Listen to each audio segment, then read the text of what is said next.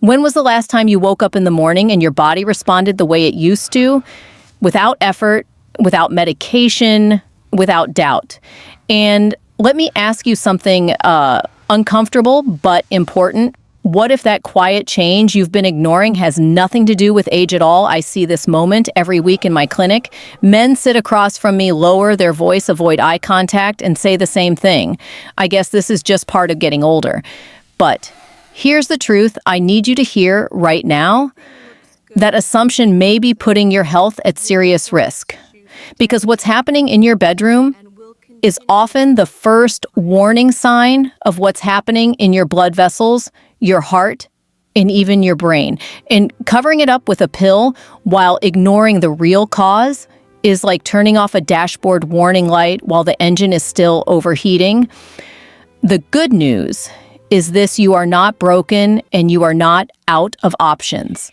I've watched men in their 60s and 70s restore blood flow confidence and control, not through gimmicks, but through specific science-backed changes that work with the body, not against it.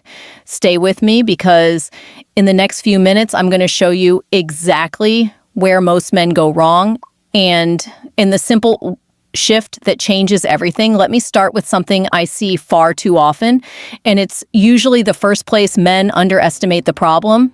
When blood flow starts to weaken, it doesn't collapse overnight. It slowly stiffens, quietly narrows, and most men don't feel it until their body stops responding the way it used to.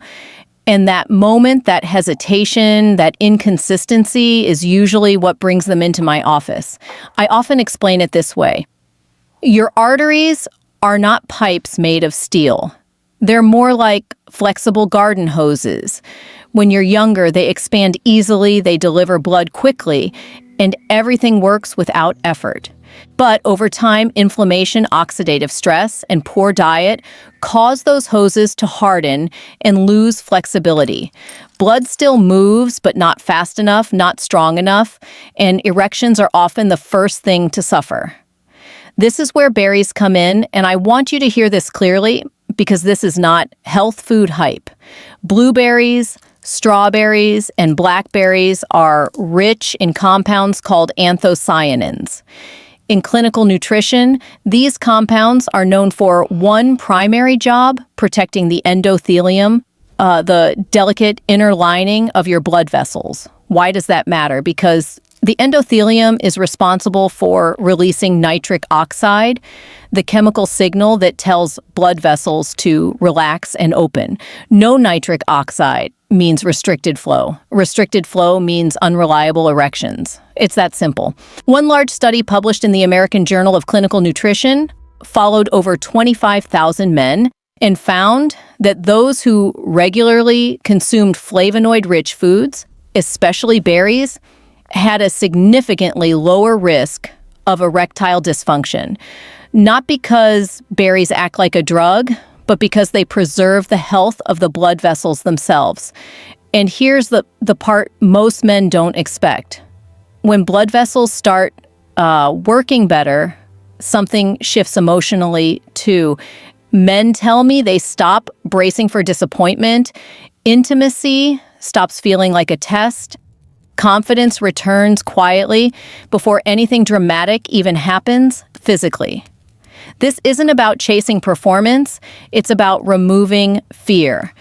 Practically speaking, I usually recommend about 1 cup of berries a day. Fresh or frozen, both work. Frozen berries are often cheaper and just as effective. What matters is consistency, not perfection. And a quick warning I always give my patients: don't drown them in sugar or heavy cream. That inflammation cancels out the very benefit you're trying to create. Now berries protect the blood vessels, they keep the system from breaking down further. But protection alone isn't enough, because in the next step, your body still needs the raw materials to actually produce nitric oxide, and that's where most men are missing the second half of the equation. And that's exactly what we're going to talk about next. So now you understand the first layer of the problem. Berries help protect your blood vessels. They keep the system from getting worse. But protection alone doesn't restore function. And this is where many men get frustrated. They eat healthy, they wait, and nothing seems to change. Here's why. Your body can't produce nitric oxide out of thin air. It needs raw material, and in men over 50, that raw material is often quietly depleted. This is where pistachios come in, and I'll be honest, this surprises almost every patient I talk to. In simple terms, pistachios are one of the richest natural sources of an amino acid called L-arginine. I usually describe L-arginine as the lumber your body needs to build nitric oxide. No lumber, no structure, no arginine, no reliable signal for blood vessels to open. In clinical studies, this isn't theoretical. One well-known trial followed men with erectile dysfunction who consumed about 100 grams of pistachios daily for 3 weeks. Their scores on the International Index of Erectile Function improved significantly. Not subtly, significantly. And what mattered most to them wasn't the numbers, it was that blood flow improved in real life, not just on paper. What I hear most often after this phase isn't excitement. It's relief. Men tell me, I don't feel like I have to plan everything anymore. That constant mental calculation, timing pills, worrying about performance starts to fade. When the body has the materials it needs, readiness becomes more natural again. Now let's be practical, because dosage matters. The amount used in research is roughly 2 small handfuls a day. I usually suggest eating pistachios in the afternoon when energy dips and cravings hit. And this part is important. Choose unsalted pistachios. Excess sodium raises blood pressure, and high pressure tightens blood vessels, the exact opposite of what we want. So here's the progression so far. Berries protect the blood vessels. Pistachios supply the building blocks. But even with protection and materials in place, there's still another enemy standing in the way, inflammation and oxidative noise that interferes with the signal itself. And that's where the next food plays a surprisingly powerful role. At this point, many men expect things to start working perfectly. They've protected the blood vessels, they've supplied the raw materials, and yet some still tell me, doctor, it's better but not consistent. And this is where the problem usually isn't supply anymore. It's signal interference. I often explain it like this. Blood flow is not just about pressure, it's about communication. Your brain sends a signal.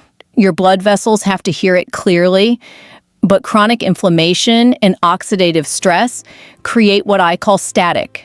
The signal is there, but it gets distorted before it reaches its destination.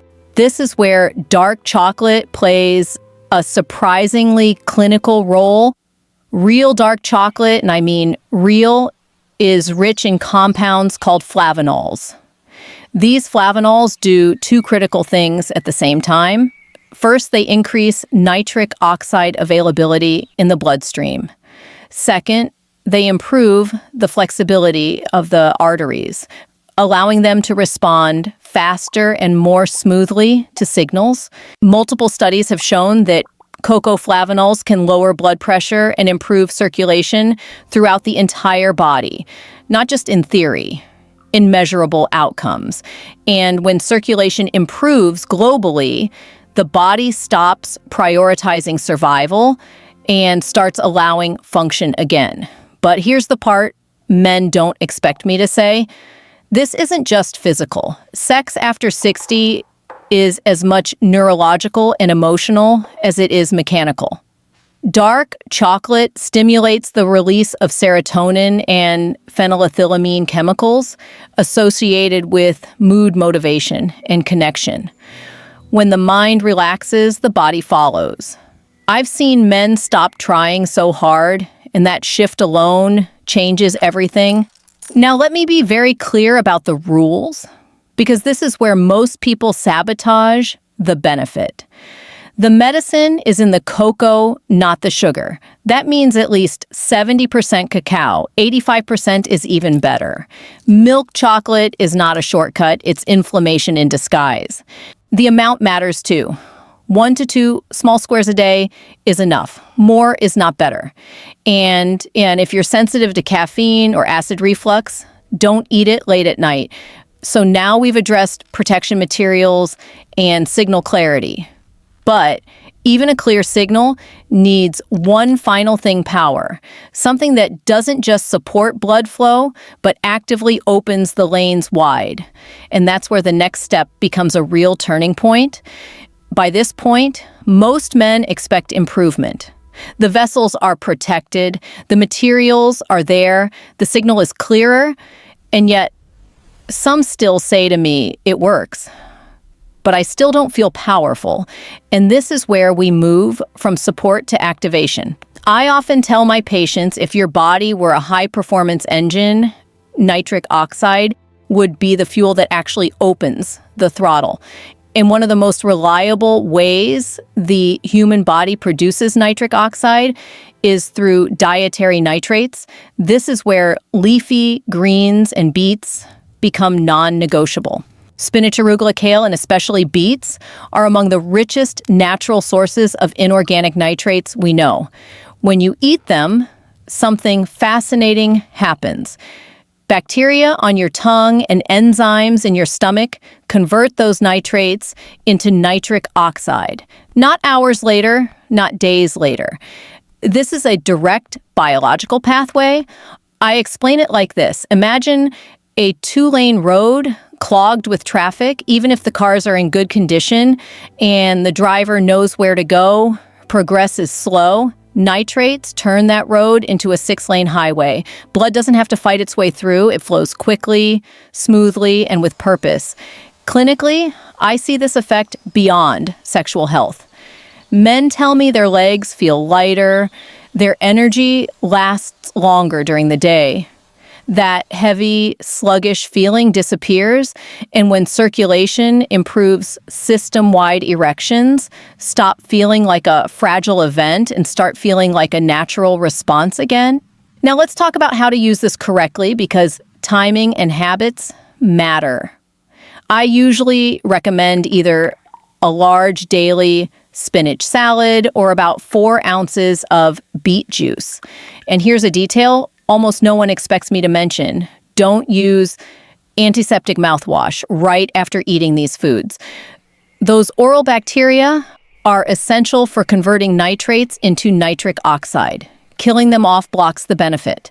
And one quick reassurance I always give patients: if your urine or stool turns slightly red after eating beets, that's normal. It's the pigment, not a medical emergency. So now the picture is coming together. We've protected the vessels, supplied the materials, cleared the signal, and opened the highway wide. But there's still one final step, the one that often gives men the most immediate sense of confidence. Because the next food doesn't just support blood flow, it flips the switch. This is the point where many men finally feel something shift. Not just physically, but mentally. Because the 5th food doesn't simply support blood flow, it activates it.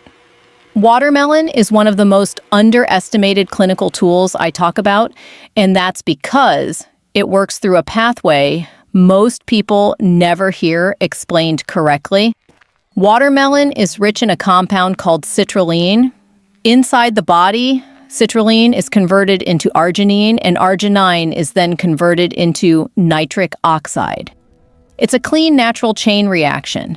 Researchers at Texas A&M even described watermelon as a natural Viagra.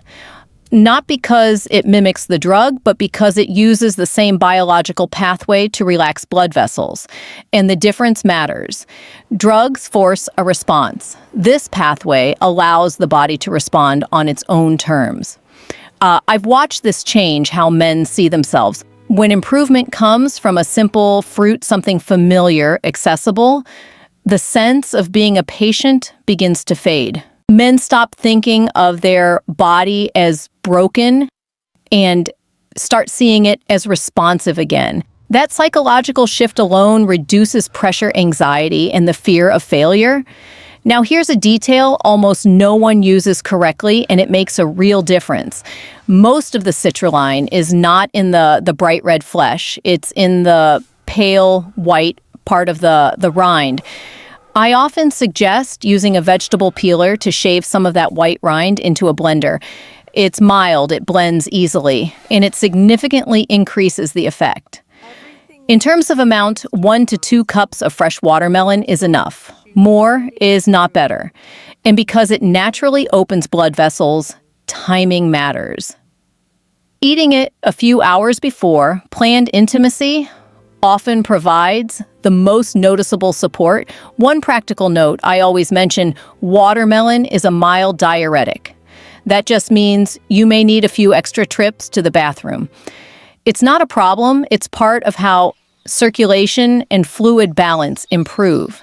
So now, step by step, the system is complete. Protection, materials, signal clarity, power, and finally, activation. But here's where most men still get it wrong. They treat each food as a standalone fix. What actually changes outcomes is how you combine them and when. And that's exactly what I'm going to show you next. This is where everything finally comes together.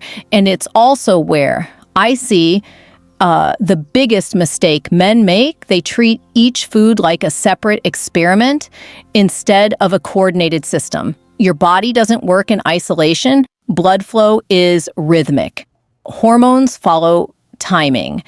And when you stack the right inputs at the right moments, the effect is not additive, it's exponential. So let me show you how I guide patients to combine these foods in a way that actually fits real life. I call it the low friction vitality protocol because it removes decision fatigue. You don't need discipline all day. You need one reliable anchor.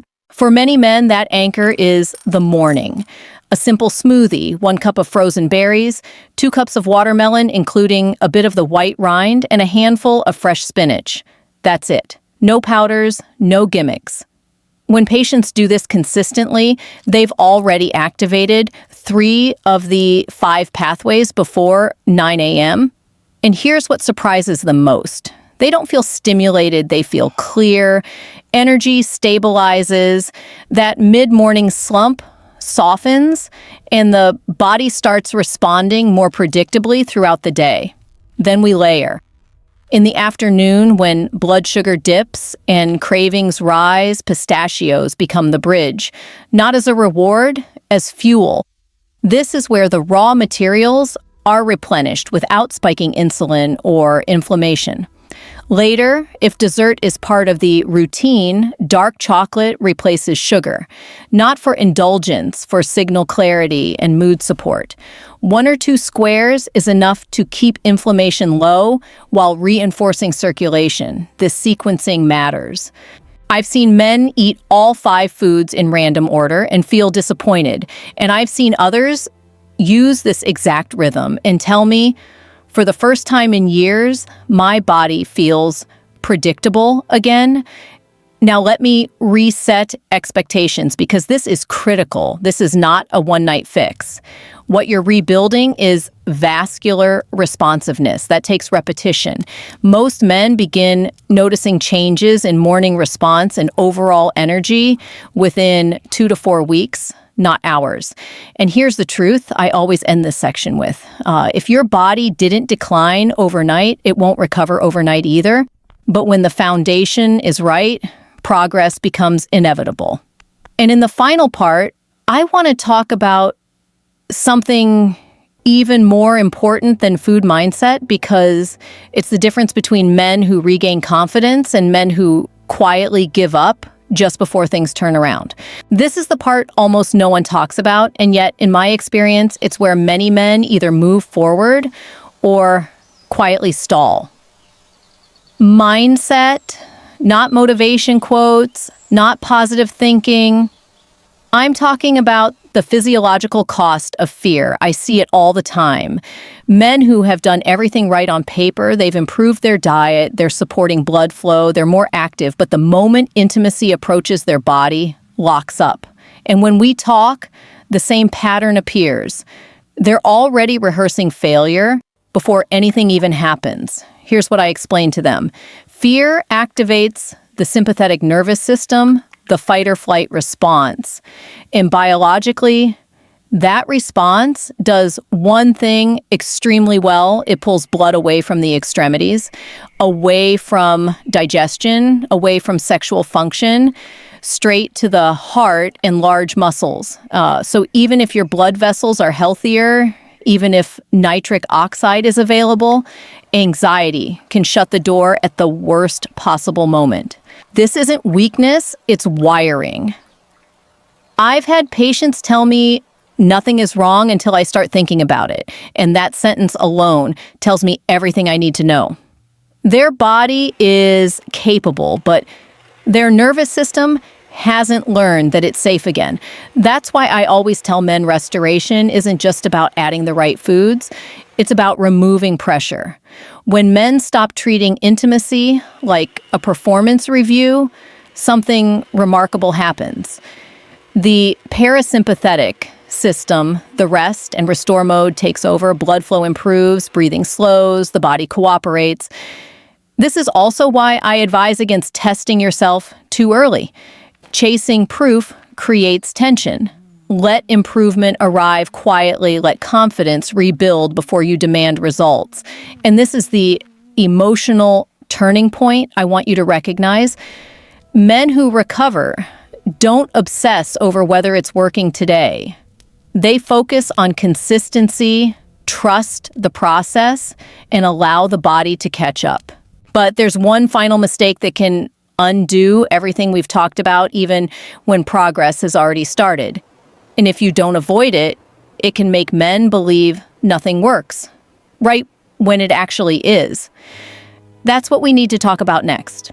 So let me leave you with this. What we've talked about today isn't a shortcut and it's not a miracle trick, it's a framework. A way to support blood flow, calm the nervous system, and give your body the conditions it needs to function the way it was designed to. When men focus on nourishing the foundation instead of chasing quick fixes, the results are not only more reliable, they're more sustainable. I want you to remember this clearly. Changes in sexual function are not a personal failure, and they are not something you should feel embarrassed about. In my work, I've seen again and again that when men understand what's happening inside their body, fear starts to loosen its grip. And when fear fades, healing has room to begin. My advice is simple: be patient with your body. Be consistent with small changes. Don't test yourself too early, and don't give up just because progress feels quiet at first. Quiet progress is still progress. If this conversation helped you, or if it gave you a sense of clarity or hope, I encourage you to save this video so you can come back to it. These are the kinds of habits and insights that work best when they're revisited, not rushed. And if you want more clear, practical medical guidance focused on male vitality and sexual health as you age, make sure you subscribe to the channel and turn on notifications. I share new evidence-based strategies regularly, the kind of information many men wish they had years earlier. Before you go, I'd really like to hear from you. Which part of today's video stood out the most? Was it the food, the mindset shift, or something else entirely? Leave a comment below. I read as many as I can, and your questions often shape what I talk about next. Take care of your health, take care of yourself, and remember, vitality is not something you lose overnight, and it's not something you're powerless to protect.